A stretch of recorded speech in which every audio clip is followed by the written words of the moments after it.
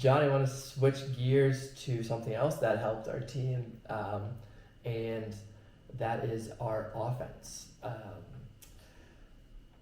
We didn't get broken on Thursday, and I think we got broken maybe 5 or 6 times in bracket play, which was pretty high for us. We've gone tournaments where we've only got broken 5 or 6 times.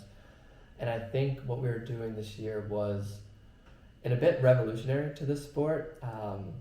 And if you weren't familiar, we're going to publicly credit where the credit is due. And that's you and Gus coming out of William & Mary and bringing the William & Mary offense to the Breeze and Truck Stop, and Truck Stop kind of possibly perfecting it. So can you just give us a brief overview of what is the William & Mary offense and where it came from before I ask a million questions?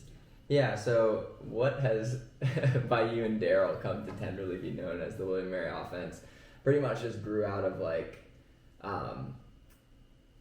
me going to William & Mary, getting there with a pretty small pool of players who I'd played with before in Arlington, and a few other players from around the country who had played before, and kind of deciding that the way that we were going to win games with that particular group wasn't going to be by athleting them or out jumping them or outrunning them necessarily, although it was a lot of running. It was just about not turning the disc over on offense. And so what we found after doing that for a season or two was that you can beat a lot of pretty much the majority of college teams in the nation by just not turning the disc over as much, because I think a lot of, especially the open game, but especially the open college game and the men's college game is predicated on hucking, which the second you throw a huck, like the chance of a completion goes down precipitously relative to other throws, especially if you have competent handlers in the space who can throw resets. And so on a previous episode, I said, just get yourself 2 average folks who can throw resets and then expand from there, rather than a super great athlete who wants to run deep all the time. And that's pretty much what Gus, Musa, our friend Gabe, and a few others on that William & Mary O-line did, was we would just try to throw a lot of resets, work on our chemistry, keep the stack shallow, and then eventually, if we threw enough resets, we would either be in the end zone, or if the defense was particularly good, we would just not be moving anywhere but switching the field enough that we could get a deep shot to Musa off, or Musa or Gabe off, or kind of work the disc downfield from those different angles of attack. And then, credit where credit is due. The flip side of the William & Mary offense, not as much seen, was on the D-line. When we would get a turnover, it would be the complete opposite. So they'd be used to this very methodical, swing-oriented offense. And then on defense, we had a guy who could throw it the full field. Yep. His name was Apollo. Well, that was his nickname. His real name's Taylor Gilman. Shout out Taylor. He now lives in a van and lives a very cool life. And he would throw it to my best friend growing up, Ryan Cooper. Yep. And that's how they did it. It was not as high a percentage as our offense, but they got enough breaks for our basically hold-oriented offense and possession-oriented offense to win some games. Yeah, and those games that you won, people were, let's just say, I feel like William & Mary got the most out of the roster and their skill, and they completely outperformed expectations or what people had thought they could do. I remember my cousin Thomas, who played in the region, he's the coach of vault now, played UVA, Thomas Owen, and he was saying, Rowan, this is how you gotta play offense, William & Mary, they don't turn the disc over, that's how to play. And finally, I think it was right out of the pandemic, I kind of picked up the phone and called you and Gus to say, hey, you guys want to play Breeze this year? And oh, by the way, Thomas has been telling me this offense is the future, and can you bring it? So can you talk a little bit about taking that from college and kind of bringing it over to the pro and the club game, but also shed a light on I mean, you're extremely young. You're 20, 23. 23, and you've almost kind of been tasked with working with Daryl on our offense. Like, that's nothing I wanted. I said that you bring it, but what is that like to be so young and kind of it's your job to implement this offense with Daryl? Yeah, so I think it became fairly natural, especially having Gus to kind of work with on that 2021 Breeze team. But what I actually found, which was funny, was like the stuff that developed just because it had to at William & Mary, where I was just like, well, we have to throw a lot of swings because no one else, like Gus is the only person getting open in the reset space, or we have to keep our stack shallow, not necessarily because we wanted to, but just because players didn't know to push the stack, different things like that. Right. So different stuff like that kind of developed organically and out of us just being like kids at that point, kind of started to become a little bit more intentional and blend with some of the sets that Daryl had worked on in previous years with other teams. And so I think that like what was originally, like what you and him call the William & Mary offense is as much like the Breeze and Truck offense, because a lot of the sets that he was working on or like wanted to work on, I just think didn't have the personnel to necessarily bring to fruition. And I think that it was kind of a blend of getting some new personnel, Gus and I and whatnot, but then also just more people buying into the sets. So like one of the things that we would do on Truck this year, for instance, was like almost always keep a person off on the wing.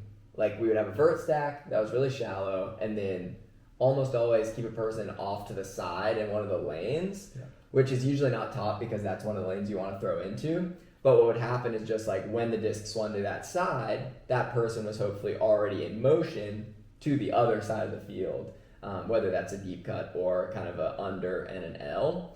And I think that kind of, that's just one example, but that kind of blend of that's a Daryl set combined with the personnel and mindset of that original William & Mary offense is I think what made that transition from a college team doing what they had to do to a more intentional style of play.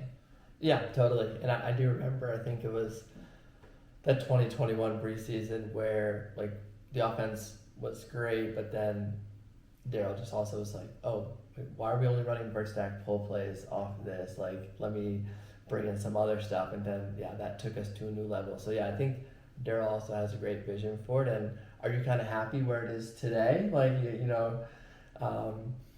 fundamentally speaking, but also like practically speaking, or is this the final version of it? Or do you think that Breeze and Truck can continue tinkering with this offense? Yeah, well, I mean, I still think it's very personnel based, and I think offenses always will be to a degree, where it's like, regardless of whether or not you're running the same / horizontal stack pull play, like every cutter is going to run it differently, every handler is going to see that throw and that pacing and that rhythm of the play differently. And so I think by necessity, each time personnel changes, the offense will change slightly. That being said, I think that this kind of iteration of what we've got is really solid, and I'm looking forward to see how we can continue to just inch it closer to perfection. Because like you said, 5 or 6 breaks in bracket, we can get that. We can get that down to 0, I think, one day. Totally. Do you think say there's a high school, college player listening to this, even club player, elite club player, international star, do you think that this is an offense that most teams can take back to their home and start working on it, and using the lateral breaks, the quick tempo, get the resets there? Do you think it's something that is replicable, or do you think it's only because we had 10 players that were extremely bought in, extremely good with the disc, and team first? Yeah, I mean, I think anyone can do it. It is just mostly, in my opinion, I mean, I think it manifests in a very unique style of play for the personnel that we have. But I think for me, the main switch, like when I really bought into it at William & Mary, was just a mental decision, similar to the Rowan Master Mileage Plan in a way, where it was just like, I know that I'm going to get the most out of what I can offer as a player if I turn the disc over a lot less than other players of a similar skill level. Because if I were turning the disc over as much as maybe some of the other like center-ish handlers on other good club teams, I don't think I would be our center handler, if that makes sense. No, I mean, I think, for speaking about me personally, I think in like 2018, 2019, like I wasn't that good because I was making great ultimate plays, but I was turning it over too much. And I'm like, now I might not be as fast, I'm not jumping as high as I was, I'm not as good in the air, but simply by deciding not to turn the disc over, I feel like I'm 10 times more impactful on the field. It's unbelievable. And I think, other top players in the last 5 to 10 years that like, oh, they're such great throwers, they're such great huckers, they like changed the game, but that they turn the disc over too much. I don't think they're that important. I think, you start with the disc on offense, you just can't lose it. Yeah, and I think to answer your question then, I think it can be applied very generously to whatever system you're working in because it's mostly a mindset switch.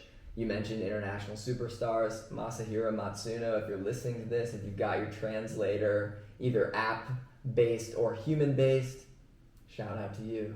Love you. We love you. We'll get you on the pod one of these times. That'll be a logistical challenge. That'll be. But Jonny, not a deep question, but a one that I've asked myself, and I'm sure everybody's kind of asked themselves was, do you ever get like not discouraged, but you do huck the disc a lot. You had some crazy hucks against New York to win the Pro Championships. You had amazing ones against New York again to take us to the finals. But do you ever feel like, damn, like this is too selfless? Like I just want to hold the disc and huck the disc. Well, I was gonna actually talk about that for a moment because I didn't want to lose the thought. So that's a great question. But essentially, I think the genius of the system.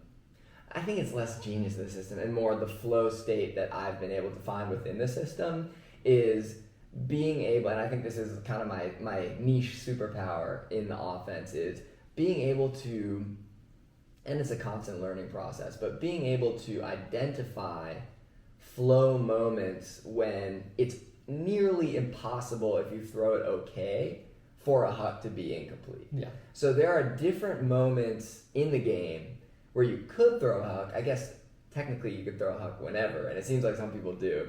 But there are different moments in the game where, based on your motion or based on where a cut's coming from, based on a wide variety of stimuli, you'll start to recognize, after messing up a bunch, which is one thing that I'll preach as well, after messing up a bunch, you'll start to realize that there are moments and commonalities as you play more and more where when you huck, say, when you have a bunch of upline momentum and a one-on-one cut is set up super shallow, that you will rarely ever turn the disc over unless there are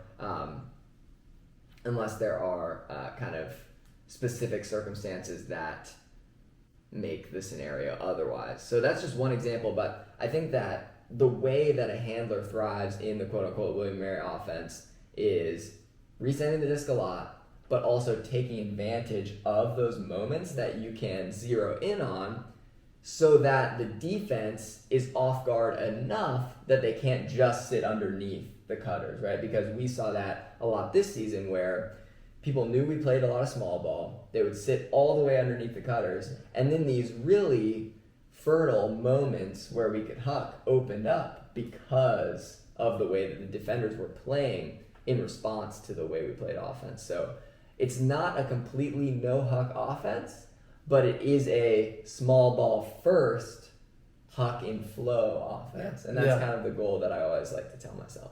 Yeah, and no huck truck was our nickname for it, but we also have some really talented throwers, so we do want to open it up a little bit when it's there. And then it's always great when you're stagnated in the end zone and Jacques can just pop a hammer over to Jeff for free. Yeah. Ooh, that was perfect shot. Sometimes Jacques goes to college and comes back and throws a lot of hammers, but he only used one and it was the right one. Yeah, and I mean, it's great. It's like, I would say like having even 3 or 4 players on your O-line bought into this kind of offense will improve your team exponentially, you know, and then the more and more you can get bought in, the more teammates you can get bought in, the more I think it will be rewarding to your team. But it's always also refreshing then when kind of the individual talent can come out in these controlled moments that are found in flow. So, yeah. Yeah, and if you are interested in learning more about this offense, both Jonny and I have we have our YouTube channels, and we'll be hopefully putting out some content. Maybe you will. I'm looking to put out some content, but John, if you pop up a little video on the offense, where can they find that on YouTube? Jonny Malks on YouTube, Jonny. There's no H, and then my last name's like Walks with an M. Sounds good. Content coming out soon. Jonny, thanks for the little tour of the offense. And if you're listening, put it in your team's. And if you're put it in your repertoire. Yeah. All right. And if you're listening out there, put this offense in your team's repertoire. Just plant the seed. It might grow into a beautiful flower.